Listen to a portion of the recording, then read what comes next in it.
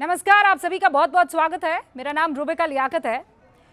Network 18 पर एक बहुत ही खास मेहमान आज हमारे साथ जुड़ने जा रहे हैं, क्योंकि इस वक्त देश में चर्चा जातिगत जनगणना आरक्षण को लेकर चल रही है और राहुल गांधी ये मुद्दा उठा रहे हैं।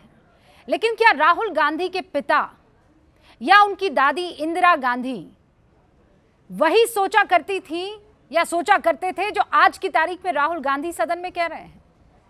जाति जनगणना और आरक्षण को लेकर राजीव गांधी के क्या विचार थे, और खासकर आरक्षण को लेकर एक आर्टिकल बहुत इस वक्त सोशल मीडिया पर वायरल है, जिसमें बकायदा ये कहा गया है राजीव गांधी की तरफ से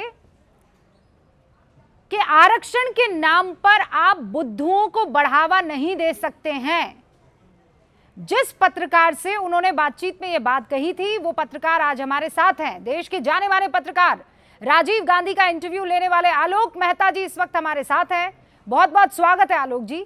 सबसे पहले तो देश में जिस बात को लेकर चर्चा चल रही है, आप उस इंटरव्यू के बारे में बताइए। कब लिया, क्या सवाल था, क्या जवाब था राजीव गांधी का? तो इंदिरा गांधी की नृशंस हत्या के बाद जब वो प्रधानमंत्री बने, उसके 2-4 महीने के बाद ही मार्च में जब मैंने उनसे लंबा इंटरव्यू किया, तो मैंने जब सवाल किया प्रावधान है, उन्होंने कहा कि यदि इसका दायरा बढ़ाया, जबकि वो भी एक समय सीमा के लिए था, लेकिन चलिए उसको आगे, क्योंकि भारत में धीरे धीरे आगे प्रगति हुई है, तो उनका कहना था कि यदि इसका आरक्षण का दायरा बढ़ाया गया तो बुद्धुओं का वर्चस्व हो जाएगा। ये मेरे हेडलाइन हमारे मैनोहार टाइम्स में उस समय था, और हमने उसको हेडलाइन बनाया। दिल्ली में, पटना में, लखनऊ में, जयपुर में, सारे एडिशन में, मुंबई में कुछ एडिशन में प्रमुखता से छपा। आज के समय में होता तो शायद बड़ा विरोध होने लगता, लेकिन ये उनकी पॉलिसी यही थी कि भाई शिक्षा के क्षेत्र में उनको समान सुविधाएं मिले। हाँ, लेकिन आलोक जी, बुद्धुओं को बढ़ावा नहीं दे सकते हैं, मतलब वो हेडलाइन मेरे पास भी मौजूद है। इसका संदर्भ क्या था? वो किसे बुद्धू कह रहे थे और क्यों बुद्धू कह रहे थे?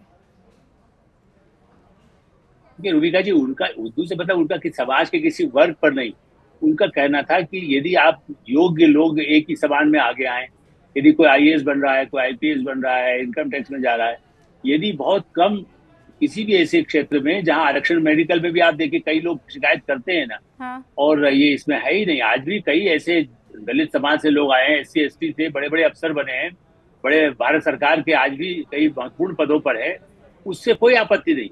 लेकिन वो एक प्रतियोगिता में होकर क्या है, उनके लिए उन्होंने अपनी शिक्षा को, राजीव गांधी का कहना ये था कि आप ऐसा नहीं हो कि जो बिल्कुल जिसके बाद 30% हो, 20% हो, पता चला वो भी 80% के बराबर हो, तो एक तो विषमता होगी। दूसरों में जो योग्य लोग हैं और वो लोग अयोग्य लोग यदि उनको पर बैठेंगे तो आप काम कैसे लेंगे? पर राहुल गांधी आज एकदम अलहदा नजर आ रहे हैं। उनके पिता की सोच से बिल्कुल अलग वो दिखाई दे रहे हैं। राजीव गांधी आरक्षण के पक्ष में क्यों नहीं थे? इनफैक्ट उसको बढ़ाने के, आरक्षण तो उस वक्त भी था, पर बढ़ाने के पक्ष में क्यों नहीं थे? क्या वजह थी? लेकिन उनका भाव देखिए, वो बहुत मॉडर्न भी थे। मैंने बताया 10 साल इंडियन एयरलाइंस की नौकरी की, उनको विदेशी अंतर्राष्ट्रीय मामलों में भी एक अच्छी पकड़ समझ की थी। तो भारत को वो एक आधुनिक भारत जो एक सपना था, जबकि दुर्भाग्य है भाई हम लोग उसी साल में 1985 में अमेरिका गए तो उन्होंने कहा कि नहीं, हम सुपर कंप्यूटर नहीं देंगे। ऐसी स्थिति, भारत उस समय कमजोर स्थिति में था। उनका था कि दुनिया में मैसेज जाएगा कि भारत में कम शिक्षित लोग भी बन जाते हैं तो आपकी बात की कोई चिंता कैसे करेगा, आपके साथ ना व्यापार करेगा, ना संबंध बढ़ाएगा। हम फ्रांस गए, वो दूसरे देशों में भी गए। उसके बाद वैसे तो उसके पहले भी लोगों से इसका संपर्क होता रहा। तो ये जब इंटरव्यू दिया गया तो उनके हवा बड़े, उनका कहना था कि भाई भारत को यदि हमें बढ़ाना है तो समाज के सभी वर्गों को लाना होगा, और ऐसा केवल, बल्कि पहले जो चल रहा था उसका दायरा ना बढ़ाएं, जो शब्द इस्तेमाल जो किया, इसके पीछे लक्ष्य यही था कि सबको समान अवसर मिले, जो आज प्रधानमंत्री नरेंद्र मोदी कहते हैं, ये उसको इम्प्लीमेंट करना चाहते हैं। मतलब ये बड़ा अजीब इत्तेफाक है आलोक जी कि राहुल गांधी, जिन्हें सीखना चाहिए था अपने पिता से, वो बिल्कुल उनके विरुद्ध और विपरीत जाते हुए नजर आ रहे हैं। राहुल ऐसा क्यों करेंगे, क्यों कर रहे हैं, आपको क्या लगता है? देखिए, मैं तो मानता हूं कि वो शायद अपने आप को क्रांतिकारी नेता के रूप में स्थापित करना चाहते हैं। काफी हद तक, चूंकि राजनीति में आने से वो भी बहुत रिलक्टेंट थे। वो तो संयोग हुआ एकदम, श्रीमती इंदिरा गांधी का जन्म हुआ, संजय गांधी का जन्म के बाद उनको जबरन कई सलाहकारों ने, मैं जानता हूँ कई ऐसे उद्योगपति हो सकते हैं, उनसे कहा कि नहीं आप आइए। और ऐसी स्थिति में वो एक लेकिन राहुल गांधी को मुझे लगता है कि उनको पिछले वर्षों में समझ में आया कि हम अपने बल पर नहीं कर सकते, तो लालू यादव क्या जाके कुछ भोजन बनाना सीखेंगे तो शायद राजनीति के गुर सीख जाएंगे। हम अखिलेश यादव से इस बल पर रहेंगे तो हमारी सीटों में हमें लगेगा कि हम बड़ा बहुमत, इस बार भी बड़ी मुश्किल से अखिलेश यादव समझौते के लिए तैयार हुए और उसके बाद भी राहुल गांधी के पार्टी को 7 सीटें मिली है। और शायद यही वजह है ना आलोक जी कि इंदिरा गांधी कहती थी ना जात पर ना पात पर मोहर लगेगी हाथ पर, राजीव गांधी कहते थे कि आरक्षण जो है इससे ज़्यादा इसका दायरा नहीं बढ़ना चाहिए, लेकिन राहुल गांधी आप कह रहे हैं रीजनल पार्टी जो चाहती हैं उस पर काम कर रहे हैं ताकि वो कहीं ना कहीं जीवित रहे उनकी पार्टी स्ट्रांगली।